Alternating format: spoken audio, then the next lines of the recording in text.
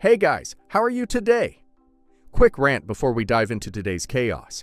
As some of you might have noticed, YouTube's algorithm has decided I'm not special anymore. Shocking, I know. So now if you don't like, comment, or do a little backflip in the algorithm's honor, this video might just vanish into the void, never to be seen again. Seriously though, even a hi or "this is wild" in the comments helps way more than you think. It tells YouTube, hey, people actually like this channel. Maybe don't hide it from everyone.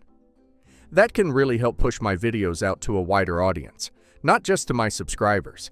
So if you enjoy these stories and want to support the channel, that's the best way to do it. Now grab a drink, get comfy, and enjoy the drama. You won't want to miss this one.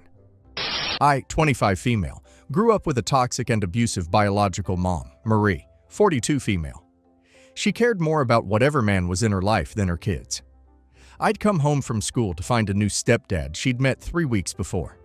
My brother Brock, 23 male, and my half-sister Janelle, 21 female, and I grew up in constant chaos. When I was 12, Brock and I were placed into foster care. Janelle went to live with her dad. Marie was doing drugs with her newest husband. My childhood was basically survival mode. When I was 14, I was placed with the most amazing family, Vic and Rebecca, and they adopted my brother and I when I was 16 after Marie voluntarily gave up custody. She said she wanted to get her life together. She did get sober, which is great. Vic and Rebecca gave me and my brother everything we could have dreamed of: love, stability, a real home. We also gained 4 older siblings who were welcoming and supportive. My brother eventually went off to college in Houston, which my adoptive parents paid for, but he flunked out and joined the Army. From there, he reconnected with Marie, cut off contact with my parents, and eventually married a girl he met in a dancer club without telling anyone except Marie. My parents didn't know until they showed up for Thanksgiving dinner with her. My mom was like, "Aw, Brock, is this your girlfriend? Nice to meet you," and dropped the bomb. My parents handled it grace by giving them $300 for a wedding gift. I met my husband Jace, 26 male, in college in Utah. We got engaged and started planning the wedding. My adoptive mom, Rebecca, was a huge help and paid for about 80% of the costs. She made the whole process so special. When I told Marie about the wedding, she immediately got weirdly possessive and started acting off. Every time I mentioned plans my mom and I were working on, she got cold and defensive. I wanted to include her somehow, so I asked if she wanted to help craft our centerpieces since she's always been crafty. My mom, trying to be kind, offered to drive Marie to Utah for a wedding planning week to go dress shopping, venue tours, all that. She paid for the Airbnb, gas, and meals. During the drive, Marie started talking trash about my mom, saying my brother thinks she's too controlling and bossy. My mom ended up in tears that night at dinner. The next day, I sat down with Marie and told her that was completely out of line. She said, "I am your mom." I told her, "You were my mom. You gave that up. Rebecca is my mom." She cried, played the victim, and said I was being cruel. I tried to smooth things over and told her this was supposed to be a happy time, but the rest of that trip was awful. While dress shopping, she made passive-aggressive comments like, $3,000 for a dress. That's too spendy. You could get so much for that. I told her it was within the budget my parents gave me, and she snapped, "Is that why you like them more?" "Because they're wealthy." That was the last straw. Later, when we went to see the venue, the owner mentioned the price, and before I could say anything, Marie said, "Don't worry, her rich parents will pay for it." I bought her a red-eye home that night. She cried the entire way, calling my mom names and saying things like, "This is why Brock didn't invite her to his wedding." After that, my mom and I had a great rest of the planning week. We decided I'd come home to Washington for my bridal shower, and my sisters would host. Even though my mom didn't want her there, I invited Marie again with strict instructions that any rude comments would get her kicked out. Marie lived 2 hours from my parents, so my sister offered to give her a ride since it was on her way. Marie showed up, pouted in the corner the entire time, and kept trying to convince my sister to leave early. When she refused, Marie stormed out and got a stranger from Plenty of Fish to drive her home. The next day, she called crying about how hard it was to watch me with my fake family, and said she didn't feel welcome. I tried to be gentle, told her she was welcome and that I wanted her to be part of things. She said she was so proud that I was her first child to have a real wedding. I even Western Unioned her $400 to make the centerpieces we'd talked about. This becomes important later. Around that time, my brother called to complain he felt left out of the wedding because he's my real brother. I eventually agreed to let him be a groomsman after convincing my fiancé, who wasn't thrilled about it because he finds both Marie and Brock disrespectful. We fought a lot during this time because he felt like I should just uninvited her because she is nothing but drama. I just wanted to see the best in her and made so many excuses for her and Brock. A few months before the wedding, I checked in with Brock. He said he might not come because of finances, that his disability got cut and he wasn't working. I offered to cover the hotel, and he still made excuses. I finally told him if he couldn't confirm, I'd have someone else take the role so he wouldn't have to stress. He got angry and hung up on me. My sister got into a car accident, so Jace and I drove overnight to see her. We had to pass through the area where Marie lives. She called and asked us to stop by so she could finally meet Jace. It was Mother's Day weekend and she wanted to see me. I told her no, we were headed to see my sister. She hung up on me, and that was it. I was exhausted, stressed, and completely done. A few minutes later, my phone started blowing up with messages from her. She accused me of being ashamed of my real family, said I wasn't her daughter anymore, and that I'd rather play the part of some rich, bitchy princess than love the people who gave me life. She called me shady, fake, and claimed I'd turned into a narcissist, all because I refused to let her and Brock walk all over me. She went on and on about how cruel it was to kick my brother out of the bridal party, like it wasn't his own fault for bailing on me in the first place. According to her, I'd become an ungrateful brat raised by money. I was running on no sleep, emotionally wrung out, and finally snapped. I told her if that's how she wanted to play it, she could go ahead and tell Brock that his hypocrisy was laughable, and that until she apologized, she was uninvited from the wedding. Now, the wedding. My mom and sisters came early to help with the setup. We had to make new centerpieces ourselves since Marie never sent the originals. We also decided to have a few of our college friends act as informal security, just in case Marie or Brock tried anything. We even printed out pictures of them to give to the venue staff. I sent them one last message 48 hours before the wedding, saying they could still come if they apologized and promised to be respectful. Marie responded with an 8-page rant calling me a bad Christian and a narcissist. So I blocked her. The day of the wedding was beautiful. The weather was perfect. The food trucks showed up, and for a while, everything felt peaceful.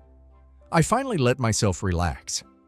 Then, halfway through the cocktail hour, my sister came running over, out of breath, saying the police were at the entrance. Apparently, Marie and Brock had shown up and tried to force their way in. When security turned them away, they completely lost it. They vandalized our getaway car, keyed it, scratched it up, and even carved the word B into the side. I remember just standing there in disbelief. I hadn't even finished my first drink. The police asked if I wanted to press charges. I was shaking and said no, I just wanted it to be over. But my husband said, hell yes, and pressed charges. They were both arrested and released later with a court date. The rest of the night went smoothly after that, thanks to one of our church friends who heard what happened and let us borrow his luxury car for the send-off. We ended up making a joke of it and refused to let them ruin our day. Years later, my husband and I are doing well.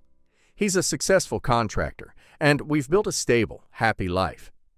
Marie and Brock still live together in a trailer, and apparently spend a lot of time posting vague Facebook rants about me. 6 months ago, I found out I was pregnant with our first baby. Marie suddenly reached out, acting sweet. Too sweet. We talked a few times. She said she was so excited to be a grandma, and even begged to be invited to my baby shower in December when we come home for the holidays. It almost felt like she'd changed. Until she called a week ago and said, I love all your baby update posts, but I wish you'd remove your wedding pictures. They make me so sad. I wish I could have been there. I told her, plain and simple. That was your choice. And of course, she couldn't just let it go. She snapped back, calling me selfish, said I was wrong for demanding that she and Brock apologize, like basic accountability was some cruel punishment. That was it. I broke. I told her I was so sorry she'd been a horrible mother who never fought for her kids. Sorry that the only one who still loves her is the son she's managed to brainwash. Sorry that her life now consists of sitting in a tiny trailer with Brock's family, chain-smoking resentment, and catfishing men online just to feel wanted. I told her I'd spent years trying to give her grace, years trying to believe she was just a damaged person who needed help. But I finally saw it. She's not broken. She's manipulative. A delusional, self-pitying woman who still thinks I'll come crawling back to mommy, like we're one big happy family again. So I said it, the words that had been sitting on my tongue for years. You're not my mom. You never will be. Rebecca and Vic filled the spot you never did adequately. You're not invited to my baby shower, and I honestly don't ever want to talk to you again. When I hung up, my hands were shaking, not out of guilt, but relief. Jace didn't even hesitate. He looked at me and said, "She's done. She will never meet our child." And for the first time in a long time, I didn't argue. Because he's right. Marie has burned every bridge she's ever been handed, and I refuse to let her build one toward my baby. So, am I an a-hole for finally going off on my biological mom and cutting her out for good? Because honestly, I feel like this was a long time coming. Not the a-hole. OP was far more patient and forgiving than most people would have been. OP's biological mom had decades to show growth and accountability, and instead, she kept repeating the same manipulative, toxic behaviors. She insulted OP's adoptive parents, the very people who saved OP and gave her a stable life, and then turned around to play the victim every time you set a boundary. That's not love, that's control disguised as guilt. She's mad that OP finally stopped letting her rewrite the narrative. OP didn't go off, she told the truth. OP drew a line between healing and chaos, and that's something to be proud of. This entire post broke my heart and made me angry for you at the same time. Your mom had so many chances to change, and every single time she chose bitterness over accountability. From trashing your adoptive mom to vandalizing your wedding car. That's not just bad behavior, that's unhinged. She's not remorseful, she's jealous. Jealous that you built a life she never could, that you have love and stability she threw away. You've given her endless forgiveness, and she's done nothing but spit on it. Honestly, I'm glad you finally said what needed to be said. She's not your mom. She's a biological connection, nothing more. Not the a-hole. Marie doesn't want a relationship. She wants control, validation, and drama. You've been carrying her emotional baggage since you were a child, and you owe her nothing. Your adoptive parents earned the title of mom and dad. She abandoned it. The way she and your brother tried to ruin your wedding is beyond repair. She's lucky you didn't press charges and go no contact right then. The fact that she's suddenly acting sweet now that you're pregnant just shows she's trying to use your baby as a new way back into your life. You're protecting your child, not punishing her. You are absolutely not the a-hole. You're the survivor of a lifetime of manipulation, gaslighting, and emotional blackmail. Marie is the kind of person who will burn every bridge and then cry about being stranded. Her latest grandmother act is just another guilt trip in disguise. You gave her more grace than she deserved, and you handled things with compassion until she forced your hand. The fact that you feel relief instead of guilt says everything. You finally closed the door on someone who's been draining you since childhood. You didn't just protect yourself, you protected your future child from the same cycle of chaos. My daughter, 25 female, and her fiancé got engaged in September last year, and he proposed with his great-grandma's sapphire ring. She accepted and wore the ring until they had a disagreement over him hanging out with a female friend. They broke up, and he asked for the ring back, and she wouldn't give it back. He begged me because his grandma would have a heart attack if she found out, and I asked her to give it back.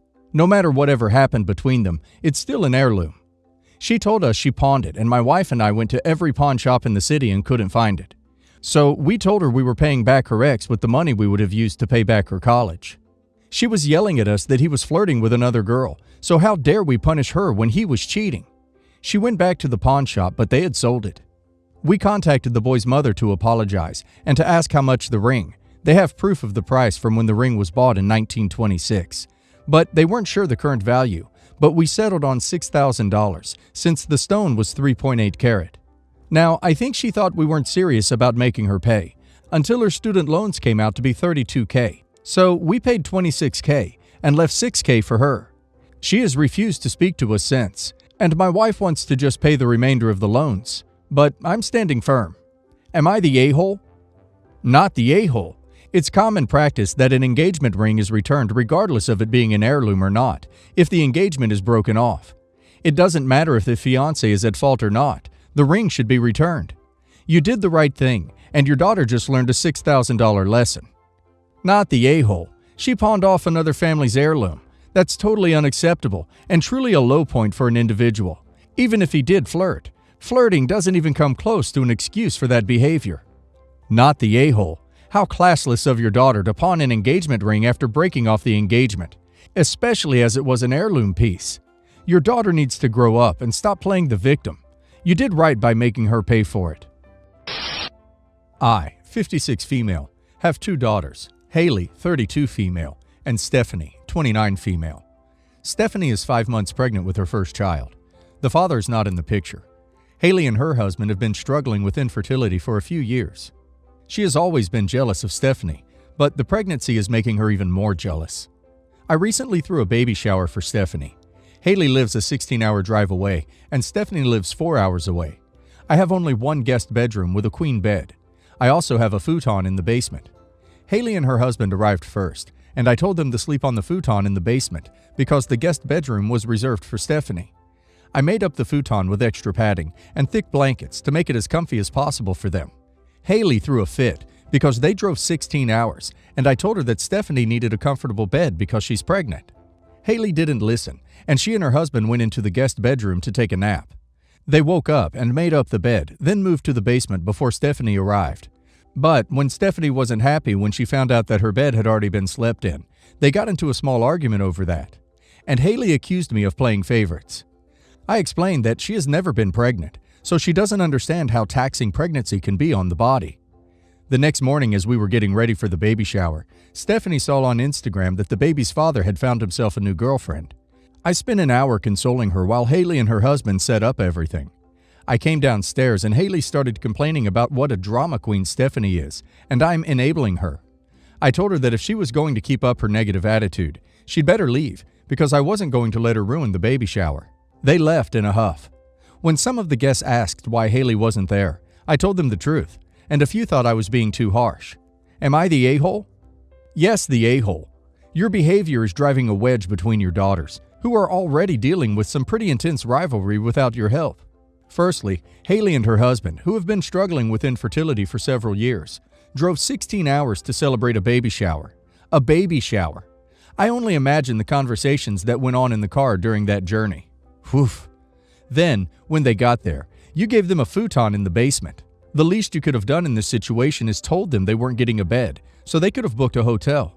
No wonder everyone was cranky when Stephanie arrived. You immediately set your daughters on an unequal footing. One gets the princess in the pea treatment. The other gets the sleep under the laundry chute. Nice.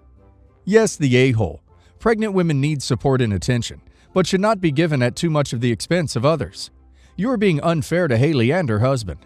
No real harm was done when all they wanted was a bed to lie in after 16 hours of driving. It didn't affect Stephanie, who wasn't there.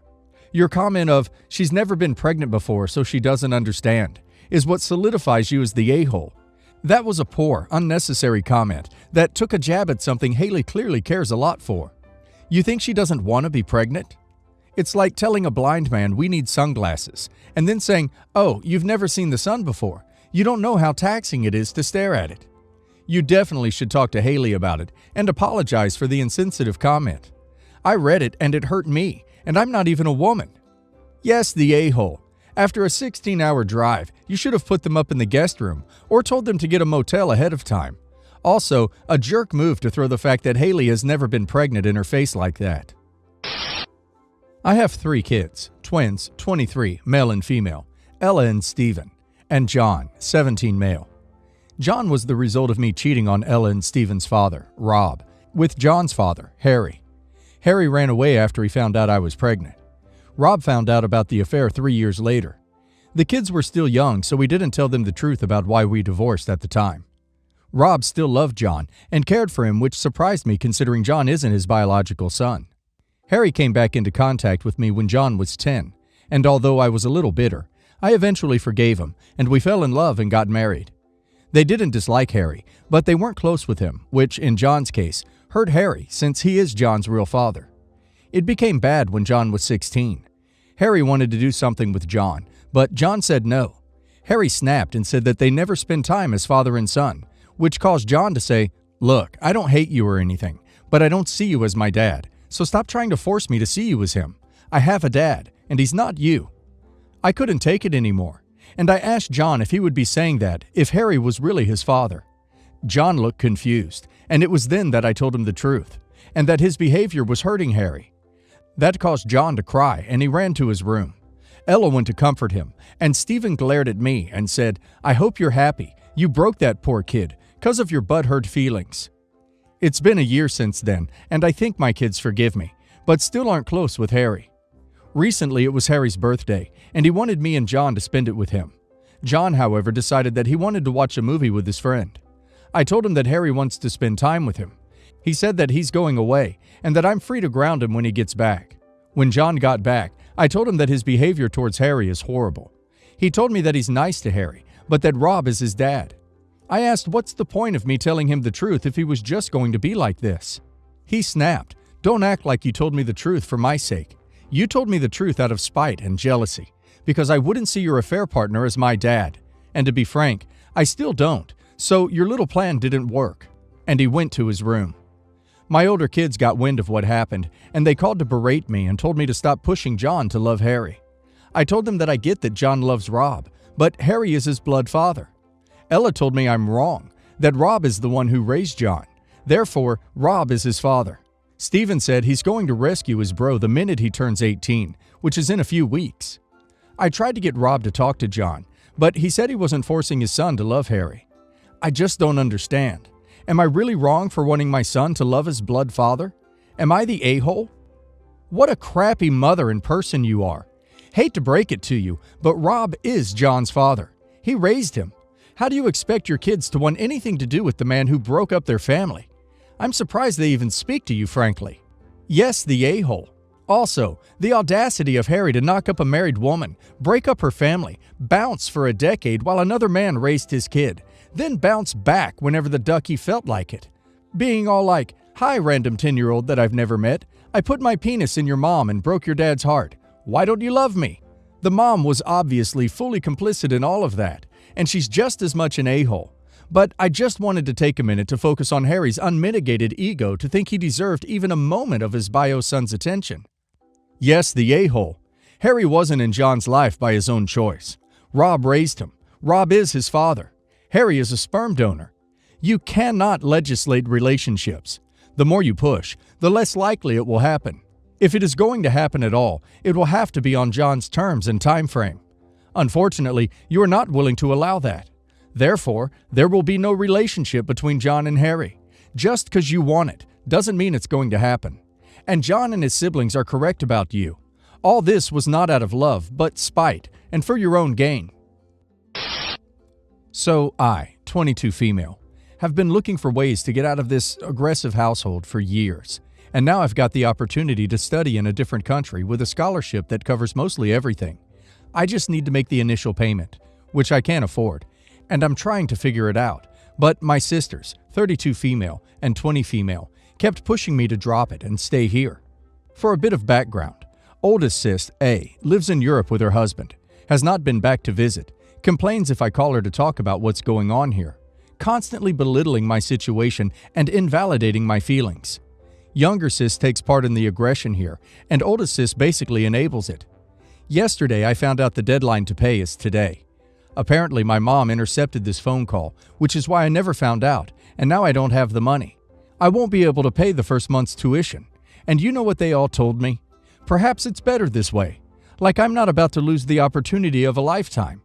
Not gonna lie, I lost my crap and told them all to get lost.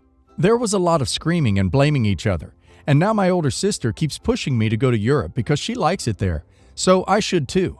But the thing is, that's not where I wanted to be, and I don't want to lose more time to getting my degree. I spoke to my dad about this, and he said I was an a-hole because they were just trying to help, But I disagree for very obvious reasons. So I've come to you for judgment. Am I the a-hole? Not the a-hole. That is manipulation. I suggest calling the university and giving them a brief explanation of what happened. See if they will extend the deadline for you. Whatever you do, don't tell your family. If they do not know your plans, then they cannot sabotage you.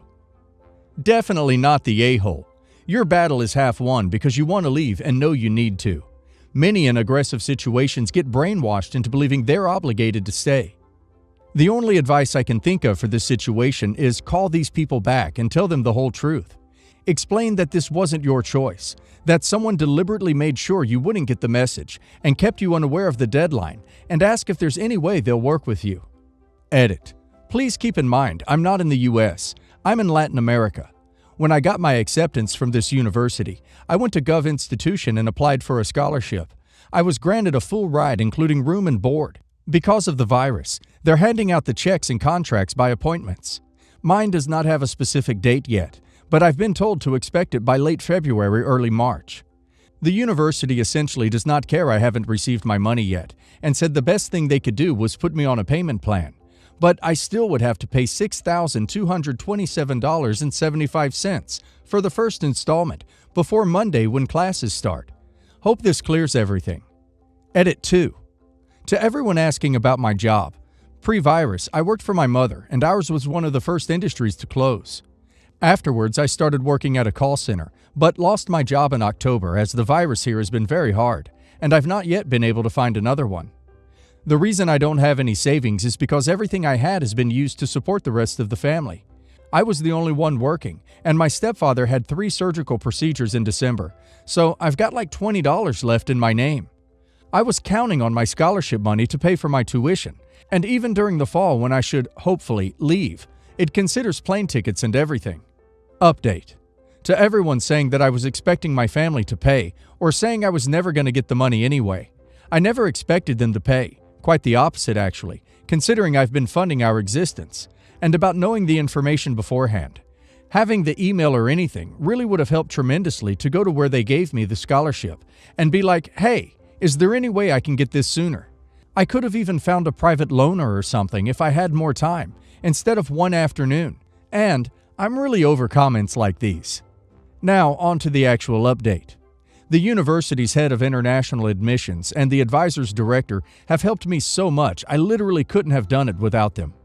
I was given an $8,000 scholarship from the university itself, which brings the amount I have to pay down to $4,923 now. And from then on, it's $3,923 per installment. I've been given an extension to pay until Monday, and the local government scholarship money is going to be given to me around February 5th through the 8th, which is before the next installment, so I'll be good through the end of the semester. I took some Redditor's advice and opened a different bank account in a different bank to deposit that money in, so that they wouldn't have access to it, and alerted them of the situation, and to let me know if they try anything. I'm still a little bit short on money. I've borrowed from pretty much every single person I know, even sold a couple of my things.